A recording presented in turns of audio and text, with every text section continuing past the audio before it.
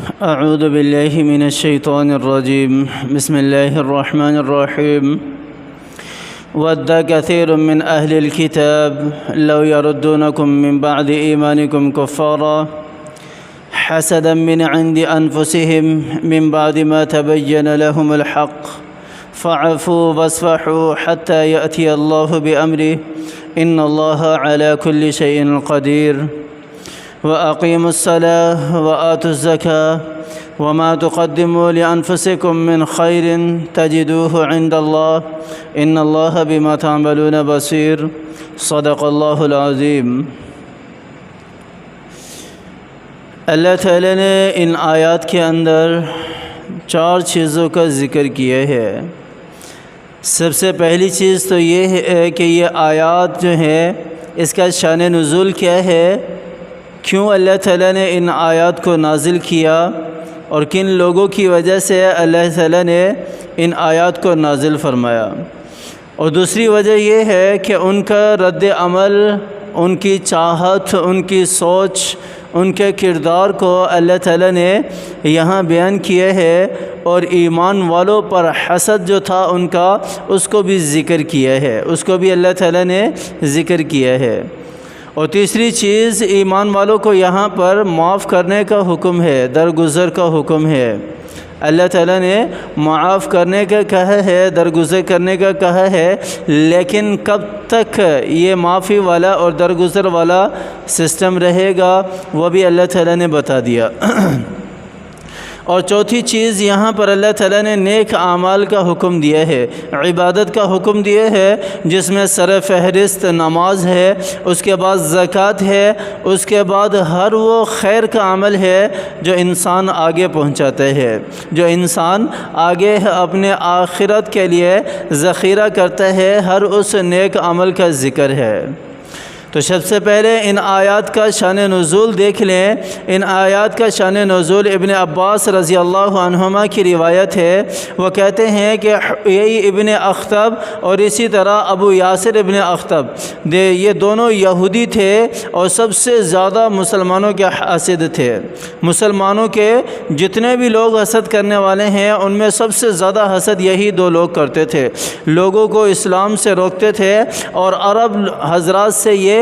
جلتے تھے، اور ان کے بارے میں یہ آیت نازل ہوئی۔ کعب ابن اشرف کا بھی یہی شغل تھا، اور زہری کہتے ہیں کہ اس آیت کا شان نزول جو ہے یہ کعب ابن اشرف ہے، کیونکہ کعب ابن اشرف جو ہے اپنے اشعار کے اندر آپ صلی اللہ علیہ وسلم کی حجو بیان کیا کرتا تھا، حجو بیان کیا کرتا تھا، جس پر اللہ تعالیٰ نے اس آیت کو اتارا، اور ان کا جو مقصد ہے، ان کا جو مطلب ہے یہ سارا کچھ کرنے کا، وہ بھی واضح کر دیا۔ اللہ تعالیٰ نے ارشاد فرمایا، وَدَّ كَثِيرٌ مِّنْ أَهْلِ الْكِتَابِ لَوْ يَرُدُّونَكُم مِّن بَعْدِ إِيمَانِكُمْ كُفَّارًا۔ یہ لوگ یعنی حیی ابن اخطب، ابو یاسر ابن اخطب اور اسی طرح کعب ابن اشرف، یہ لوگ کیا چاہتے ہیں، کیا تمنا رکھتے ہیں، ود کثیر من اہل الکتاب، اور اس کے ساتھ اور بھی بہت سارے لوگ ہیں، لیکن یہ 3 سر فہرست تھے۔ کیا چاہتے ہیں، لو یردونکم من بعد ایمانکم کفارا، کہ کاش کہ مسلمان جو ہیں وہ دوبارہ کفر کو اختیار کر لیں۔ یہ ان کا ارادہ تھا کہ مسلمان جو ہیں یہ دوبارہ کفر کو اختیار کر لیں۔ اب یہاں میرے ذہن میں ایک چھوٹی سی بات آ رہی ہے ہمارے متعلق، ہمارے مسلمان بھائیوں کے متعلق، ہمارے ایمان والے بھائیوں کے متعلق میرے ذہن میں ایک بات، یہاں تو اللہ تعالیٰ نے یہودیوں کا ذکر کیا ہے، اہل کتاب کا ذکر کیا ہے کہ ان کی سب سے بڑی چاہت کیا ہوتی تھی کہ کاش کہ ایمان والے جو ہیں یہ اپنے ایمان سے پھر جائیں اور کفر کو اختیار کر لیں، کفر کو اختیار کر لیں۔ آج ہمارے مسلمان گھرانوں کے اندر بھی اٹھا کر دیکھ لیں، ہمارے خاندان کے اندر اگر کوئی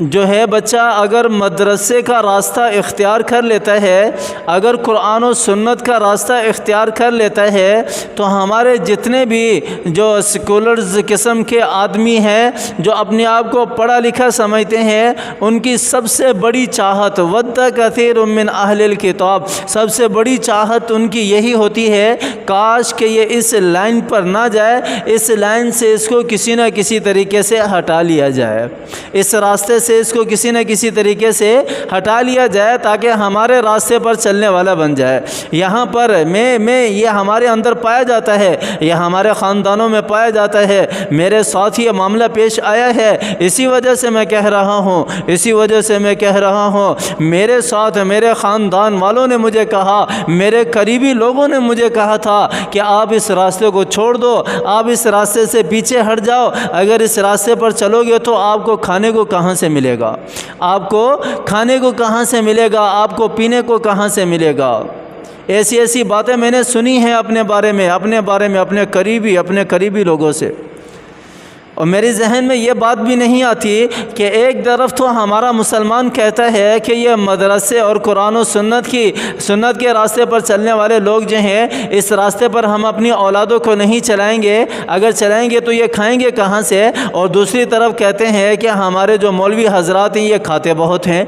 یہ کھاتے بہت، اپنی ہی بات کے اندر ان کے اندر تضاد ہے، اپنی ہی باتوں کے اندر ان کے اندر تضاد ہے۔ رزق میرے اللہ نے لکھا ہے، میرے اللہ نے رزق لکھا ہے، اور آپ صلی اللہ علیہ وسلم کی حدیث کا مفہوم ہے کہ جو شخص قرآن کے تعلیم کے اندر مشغول ہو اور اس مشغولیت کی وجہ سے اگر کوئی کام نہ کر پائے تو اللہ تعالیٰ کی ذات غیب سے اس کے رزق کا بندوبست کرتی ہے، اللہ تعالیٰ کی ذات غیب سے اس کے رزق کا بندوبست کرتی ہے۔ یہاں تک فضیلت ہے قرآن کو اپنانے والوں کی، اس راستے پر چلنے والوں کی، اور ہمارا آج کا مسلمان یہی یہودیوں کا طرز عمل اختیار کیا ہوا ہے۔ اور یہودی کیا کرتے تھے، کاش کے مسلمان جو ہے یہ ایمان سے پھر جائیں اور واپسی کفر کی حالت میں آ جائیں، یہ سارا کا سارا حسد کی وجہ سے کرتے تھے۔ علم ان کو تھا کہ یہ حق ہے، یہی آیت ہمیں بتا رہی ہے، من عند انفسہم من بعد ما تبین لهم الحق، باوجود اس کے کہ وہ حق کو جانتے تھے، حق کو پہچانتے تھے کہ اللہ تعالیٰ نے قرآن حق نازل کیا ہے، اللہ تعالیٰ نے آپ صلی اللہ علیہ وسلم کو نبی بنا کر بھیجا ہے، اس کے باوجود اس کا علم رکھنے کے باوجود بھی وہ کہتے تھے کہ کاش کے مسلمان اس اسلام کے راستے سے ہٹ کر کفر کے راستے کو دوبارہ اختیار کر لیں، صرف اور صرف حسد کی وجہ سے، عناد کی وجہ سے، بغض کی وجہ سے۔ اللہ تعالیٰ نے اس طرز عمل کو ان کا اختیار کیا، جو انہوں نے اختیار کیا ہے اس کو بیان کیا یہاں پر۔ اس کے بعد مسلمانوں کو اللہ تعالیٰ نے ہدایت دی، فاعفوا واصفحوا حتی یأتی اللہ بامرہ، ان کے ساتھ درگزر والا معاملہ کرو، معافی والا معاملہ کرو، لیکن ایک وقت تک،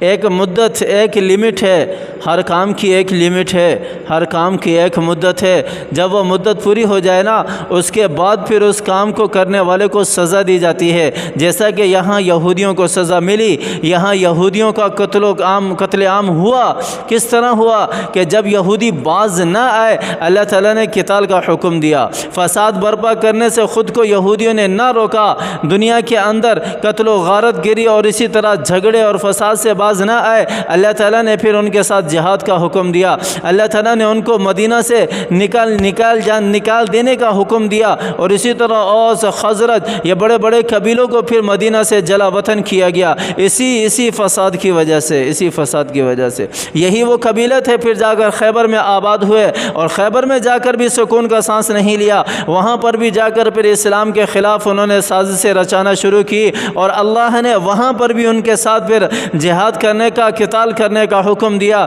اور ان کا قلعہ کما کرنے کا حکم دیا۔ اسلام کو دبانے والے جتنے بھی ہیں، اسلام کے خلاف، اعلاء کلمت اللہ کے خلاف جتنے بھی لوگ ہیں، اب ان کے لیے صرف ایک ہی حکم ہے، اب عفو و درگزر کا معاملہ نہیں ہے کہ ان کو معاف کرتے رہو یا ان کے ساتھ درگزر والا معاملہ فرماؤ، یہ حکم نہیں ہے، بلکہ ان کو سبق سکھانے کا حکم ہے، ان کا قلعہ کما کرنے کا حکم ہے۔ اور پھر اللہ تعالیٰ کہنا ہے کہ ان اللہ علی کل شیء قدیر، تم کرنے والے بن جاؤ، تم یہ کرو، اللہ تعالیٰ ہر چیز پر قادر ہے، اللہ تعالیٰ کی ذات ہر چیز پر قادر ہے۔ اور پھر ایمان والوں کو حکم دیا جا رہا ہے کہ اللہ کی عبادت کو کبھی نہ چھوڑنا، جیسا کہ آج اہل اسلام نے، آج مسلمانوں نے اللہ کی ساری عبادات کو پامال کیا ہوا ہے، پس پشت پھینکا ہوا ہے، قرآنی تعلیمات کو بھی پس پشت پھینکا ہوا ہے، اسلامی تعلیمات کو بھی پس پشت پھینکا ہوا ہے، اسی طرح آپ صلی اللہ علیہ وسلم کی تعلیمات کو بھی اپنے پاؤں تلے رونتے چلے جاتے ہیں۔ ہمیں کوئی قدر نہیں ہے، ہمیں کوئی اس کی عظمت کا خیال نہیں ہے، ہم تو اپنی مرضی کی زندگی گزار رہے ہیں۔ میرے اللہ نے کیا ارشاد فرمایا، وَأَقِيمُوا الصَّلَاةَ وَآتُوا الزَّكَاةَ، خبردار نماز پڑھتے رہنا، زکوٰۃ دیتے رہنا، وَمَا تُقَدِّمُوا لِأَنفُسِكُم مِّن خَيْرٍ، اور جو بھی تم آگے پیش کرو گے بہترین کام، اپنا اچھا کام، اللہ تعالیٰ فرما رہے ہیں کہ تجدوہ عند اللہ، پھر اللہ تعالیٰ کے ہاں تم اس کا اجر دیکھو گے، کتنا بڑا اجر ہے، کتنی عظمت اللہ تعالیٰ نے اس عمل کے اندر رکھی ہے، یہ تمہیں پھر آخرت میں نظر آئے گی۔ ان اللہ بما تعملون بصیر، دنیا کے اندر تم جو کچھ بھی کرتے ہو اللہ تعالیٰ ہر چیز سے واقف ہے، اللہ تعالیٰ ہر چیز کو دیکھنے والے ہیں، اللہ تعالیٰ ہر چیز کو جاننے والے ہیں۔ اللہ تعالیٰ ہمیں قرآن کو سمجھ کر قرآن پر عمل کرنے کی توفیق عطا فرمائے، اس پر چلنے کی توفیق عطا فرمائے، اپنی زندگیوں کے اندر لانے کی، اپنانے کی توفیق عطا فرمائے۔ اللہ تعالیٰ قرآن سے حقیقی محبت کرنے کی توفیق عطا فرمائے۔ ہمارے جتنے بھی بیمار ہیں، ہم میں سے جتنے بیمار ہیں، سب کے لیے دعائیں کیا کریں، اللہ تعالیٰ سب کو صحت یابی والی زندگی دے۔ ابھی بھی دعا کر لیں کہ اللہ تعالیٰ سب کو صحت یابی والی زندگی دے، اللہ تعالیٰ عافیت والی زندگی دے، اللہ تعالیٰ بیماریوں سے ہماری اور ہمارے پیاروں کی حفاظت فرمائے، اللہ تعالیٰ دنیاوی اور اخروی ذلت و رسوائی سے ہماری اور ہمارے پیاروں کی حفاظت فرمائے، محتاجی اور معذوری سے ہماری حفاظت فرمائے، اللہ تعالیٰ جب تک زندہ رکھے ایمان والی زندگی عطا فرمائے، اور جب موت آئے تو کلمے والی موت ہو، ایمان والی موت ہو، موت کی سختی سے اللہ تعالیٰ میری بھی اور آپ کی بھی حفاظت فرمائے۔ ہمارے پیارے جو اس دنیا سے جا چکے ہیں اللہ تعالیٰ ان کی کامل مغفرت فرمائے، آمین ثم آمین، وآخر دعوانا ان الحمد للہ رب العالمین۔